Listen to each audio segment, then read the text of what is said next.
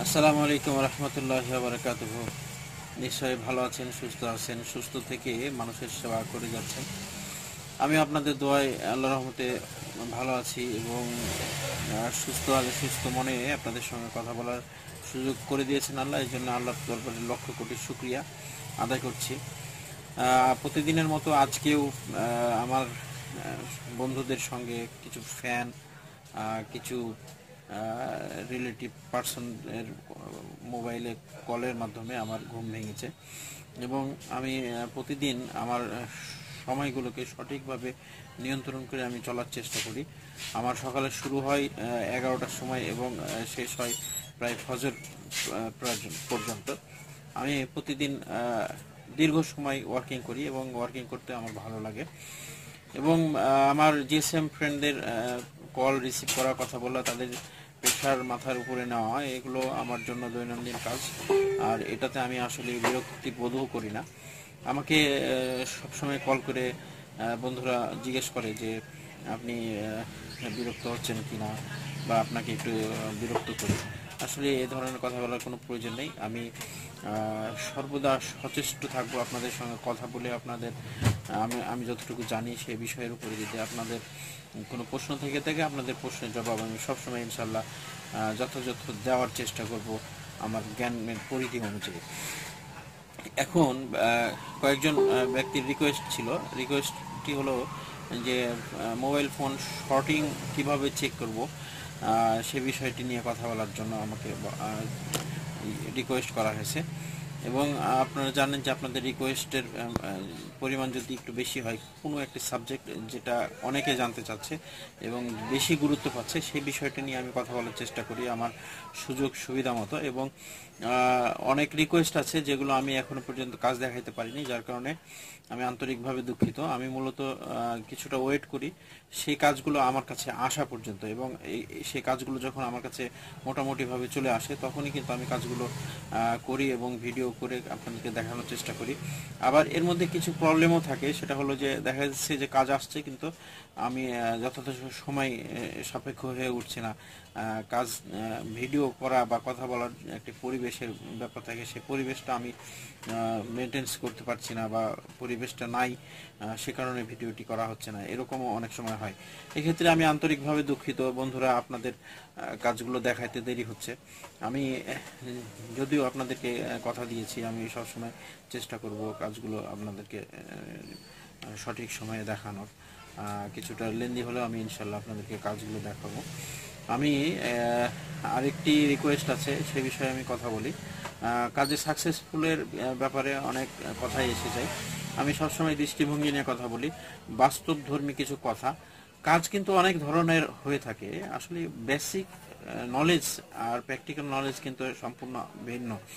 আপনারা জানেন যে সারা বিশ্বে অনেক অনেক হাজার হাজার যারা টেকনিশিয়ান গুরু আছে, যারা ইঞ্জিনিয়ার গুরু আছে, যারা নিজেদেরকে অনেক বড় ধরনের টেকনিশিয়ান টিচার মনে করে, অনেক বড় ধরনের ইঞ্জিনিয়ার মনে করে, বিভিন্ন রকম বড় বড় প্রতিষ্ঠান ওয়ার্ল্ড ওয়াইড তার এই সেই বিভিন্ন রকম তাদের ডিগ্রি তারা লিখে দেখায়। আমি এতটুকু বলতে পারি যে আমার কাছে একজন বিসিএস পার্সন, যে ব্যক্তিটা বাংলাদেশের প্রথম শ্রেণীর অফিসার, সে ব্যক্তিটা আমার কাছে একদিন জিজ্ঞেস করছিল আজ থেকে প্রায় 10-12 বছর আগে, যে আমাকে একটু কল লিস্টটা বের করে দাও। মোবাইলের কল রিসিভ কল খুঁজে পাচ্ছিল না, বলছে কিছুক্ষণ আগে আমার কাছে একটি ফোন এসছে, আমি এই কল রিসিভ কলটা আমি খুঁজে পাচ্ছি না, একটু নাম্বারটা বের করে দাও। তা আমি তাদের উদ্দেশ্যে বলতে চাই এবং আমার টেকনিশিয়ান ভাইদেরকে বলতে চাই, আপনারা মুখরোচক গল্প এবং সুন্দর সুন্দর ডিগ্রি যে লেখা থেকে আর কি, সেগুলো দেখে আপনারা কখনো প্রতারিত হবেন না। কারণ এই জগতে আপনি যদি নিজেকে সাকসেসফুল করতে চান, তাহলে মানুষের ডিগ্রির ভিজিটিং কার্ড বা বড় সাইনবোর্ড বা বড় ধরনের ট্রেনিং সেন্টার, এই ধরনের মুখরোচক গল্প বা কথাতে পড়লে হবে না। আপনাকে সামঞ্জস্যপূর্ণ তথাকথিত যারা মোবাইল টেকনিশিয়ান আছে, যারা প্র্যাকটিক্যালের উপরে কাজ করে, সে ব্যক্তিদেরকে আপনাকে বিশ্বাস করতে হবে এবং তাদের কাছে এসে আপনাকে হাতে কলমে কাজ শিখে আসতে হবে।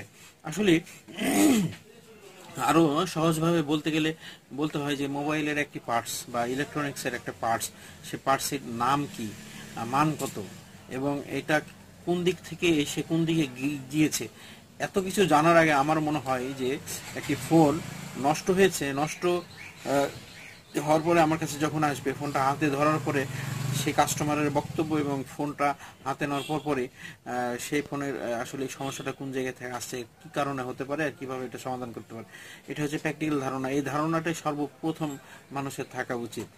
এখন আমাদের কাছে বিএসসি ইঞ্জিনিয়ার, পলিটেকনিক ইঞ্জিনিয়ার অথবা যুব উন্নয়ন থেকে কোর্স করে এসেও আমাদের কাছে পিছনে দাঁড়িয়ে থেকে থেকে মাসের পর মাস কাজ শিখেছে, এরকম কিন্তু নজিরবিহীন এরকম রেকর্ডের কিন্তু অভাব নেই আমাদের কাছে। এক্ষেত্রে আমরা দেখেছি যে প্র্যাকটিক্যাল যারা কাজ করে বা প্র্যাকটিক্যাল টেকনিশিয়ানদের কাছে যারা কাজ শিখে, তাদের কাজের যে অগ্রগতি, তাদের কাজ করার যে নিজস্ব অ্যাক্টিভিটিস, এগুলো কিন্তু অনেক ভালো, এবং তারা জীবনে শাইন করতে পারে, বিজনেস বিল্ড আপ করতে পারে। যার কারণে মুখরোচক গল্প আর বড় বড় ডিগ্রিধারী ব্যক্তিদের কাছে কাজ শিখতে না যাওয়াই ভালো। আমি মনে করি যে আপনারা যারা যুগোপযোগী টেকনিশিয়ান এবং মোটামুটিভাবে তারা কাজ শেখাতে মোটামুটিভাবে কাজ শেখাতে তারা পারে, এরকম ব্যক্তিদের স্বর্ণাপন্ন হন এবং তাদের কাছে আপনারা প্র্যাকটিক্যাল নলেজগুলো নেন। প্র্যাকটিক্যাল নলেজ নেওয়াটাই সবচেয়ে বড় বিষয়। একটা ফোন যখন আসছে আপনার কাছে, ফোন চার্জিং এরর, কেন চার্জিং এরর আসছে, কোন জায়গা থেকে আসছে, এটা জানা জরুরি। এখন যারা ট্রেনিং সেন্টারে ট্রেনিং করাচ্ছে, দেখা যায় যে ম্যাক্সিমাম টাইম তারা সিলেবাস অনুযায়ী আপনাকে পড়ানোর চেষ্টা করছে। সিলেবাস অনুযায়ী পড়ে সাধারণত একটি ইলেকট্রনিক্স প্রোডাক্ট মেকিং করা যায়, তৈরি করা যায়, কিন্তু রিপেয়ারিং এর বিষয়গুলো সম্পূর্ণ একটু ভিন্ন টাইপের হয়ে থাকে। এর জন্য যারা রিপেয়ারিং করে, যেমন আমি মোবাইলের ডিভাইস ইউজ করি, এই যে দেখছেন এটি টার্বো ফ্ল্যাশার, এটা হচ্ছে নোকিয়ার ডিভাইস। তারপরে আমার কাছে আছে স্যামসাং এর এসপিটি বক্স। তারপরে আপনাদের কাছে দেখাচ্ছি যে সনি এরিকসনের জন্য কাজ করেছি ক্রুজার, তারপরে এসি টুল।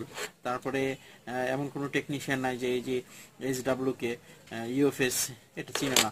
এ ধরনের হাজারো ডিভাইস আছে যে ডিভাইসগুলোতে আমরা কাজ করে থাকি, কিন্তু যারা টেকনিশিয়ান, প্র্যাকটিক্যাল টেকনিশিয়ান না, এবং যারা শুধুমাত্র ট্রেনিং সেন্টারের উপর নির্ভরশীল, এই ব্যক্তিরা কিন্তু আপনাদেরকে এই ধরনের নলেজ আপনাদেরকে দিতে পারবে না। শুধুমাত্র কিছু কিছু থিওরি আপনাদেরকে দেখাবে, মুখরোচক গল্প শোনাবে, যেগুলোর মাধ্যমে আপনাদের মনে হবে যে আপনারা অনেক বড় টেকনিশিয়ান হয়ে গেছেন, কিন্তু কাজ করতে গিয়ে আপনারা নিজেরা ভুক্তভোগী হবেন, বড় বড় ধরনের বিপদের সম্মুখীন হবেন।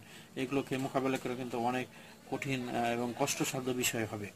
এবং জানেন যে আমরা 10,000 টাকা ইনকাম করার পরেও 200 টাকা ড্যামারেজ দেওয়া কিন্তু অনেক কঠিন বিষয়। এই বিষয়গুলো মাথায় রাখতে হবে। আরেকটি টিপস আপনাদেরকে দিয়ে দিই, কার কাজ করবেন আর কার কাজ করবেন না।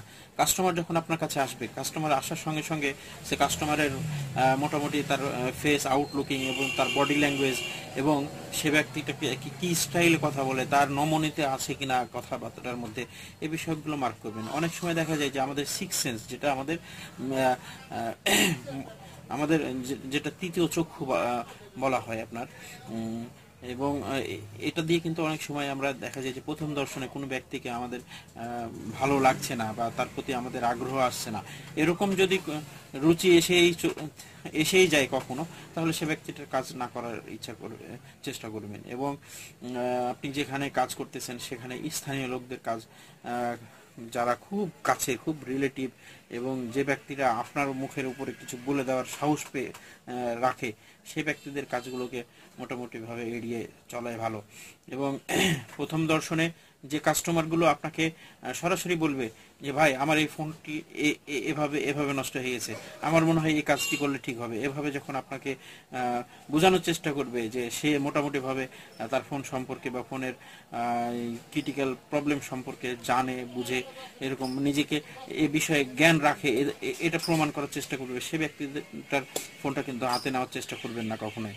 কারণ সে ব্যক্তিটা বেশি কথা বলে এবং সে আপনাকে কোনো এক সময় বিপদে ফেলবে এবং আপনার কাজে অনেক বিঘ্ন ঘটাবে। এটা 100% আমার নিজের জীবন থেকে আমি রিয়েলাইজ করছি, দেখেছি এবং প্রমাণিত। যার কারণে আপনার দোকানে যদি 10টি কাস্টমার আসে, 10টি কাস্টমারের কাজ করতে হবে এমন নয়। যে কাজটি করে আপনি মজা পাবেন, যে কাস্টমারটা আপনাকে সময় দিবে, সে কাস্টমারের কাজ করেন। আর একটু পরামর্শ আপনাদেরকে দিই, সেটি হলো, একজন ব্যক্তি এসেই বলছে যে ভাই আপনাকে আমার ভালো লাগে, অনেক দূর থেকে এসেছি, আপনার কাছেই কাজ করবো মনে করে আমি আপনার কাছে আসলাম নিয়ত করে, আপনি আমার কাজটা করে দেন, আমার সময় খুব স্বল্প, এখনই দিতে হবে, বিভিন্ন রকম দাবি করবে আপনাকে।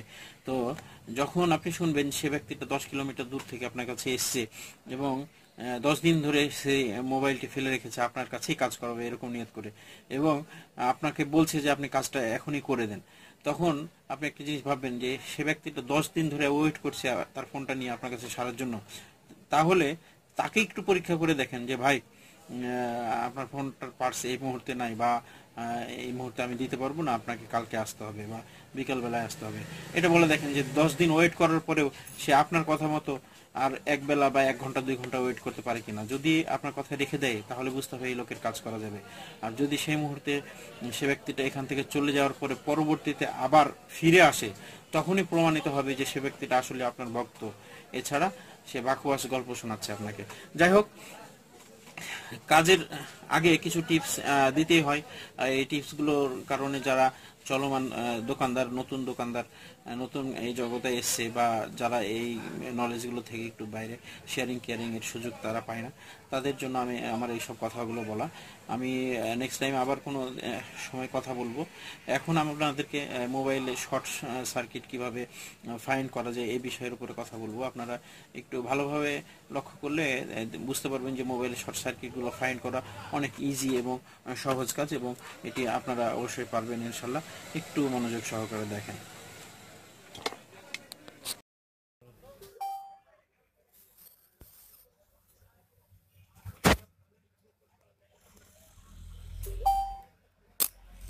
ফোনটি এই মুহূর্তে দেখতে পাচ্ছেন আমার হাতে, ফোনটি পুরোপুরি শর্ট আছে। শর্টটি আমি আপনাদেরকে দেখাই। এই হলো মিটার, কোয়ান্টিটি বিপ রেঞ্জে রাখা হলো, দেখতে পাচ্ছেন, বিপ শুনতে পাচ্ছেন। ফোনটি পুরোপুরি শর্ট। এই শর্টটি আমরা কিভাবে ক্লিয়ার করব? ক্লিয়ার করার কিছু সিস্টেম আছে। সাধারণত ফোনে যে ক্যাপাসিটরগুলো থাকে, ক্যাপাসিটরগুলো ব্রাউন কালারের হয়ে থাকে। সাধারণত ফোনের ক্যাপাসিটর থেকেই ফোনগুলো শর্ট সার্কিট হয়ে থাকে। সেক্ষেত্রে আমাদেরকে ক্যাপাসিটরগুলো চেক করতে হবে। ক্যাপাসিটর চেক করার কিছু সিস্টেম আছে, সেই সিস্টেমটাও আপনাদেরকে বলে দিই। আমার হাতে দুটি মিটারের লাইন দেখতে পাচ্ছেন, মাল্টিমিটারে। এখান থেকে আমরা যেহেতু গ্রাউন্ডে একটি ধরতে হবে আমাদেরকে, এবং মাদারবোর্ডে ধরেন না, গ্রাউন্ডে ধরতে হবে একটি, এবং অপোজিট সাইড ক্যাপাসিটারে আমাদেরকে চেক করতে হবে। আপনারা হয়তো জানেন যে এটা চেক করার সিস্টেম হলো, ক্যাপাসিটারে এক সাইডে যখন ধরা হয় তখন এটা হালকা রিডিং দেখাবে আপনার মাল্টিমিটারে। সেক্ষেত্রে একটু ওপর দিয়ে ধরেন তাহলে বুঝে যাবে।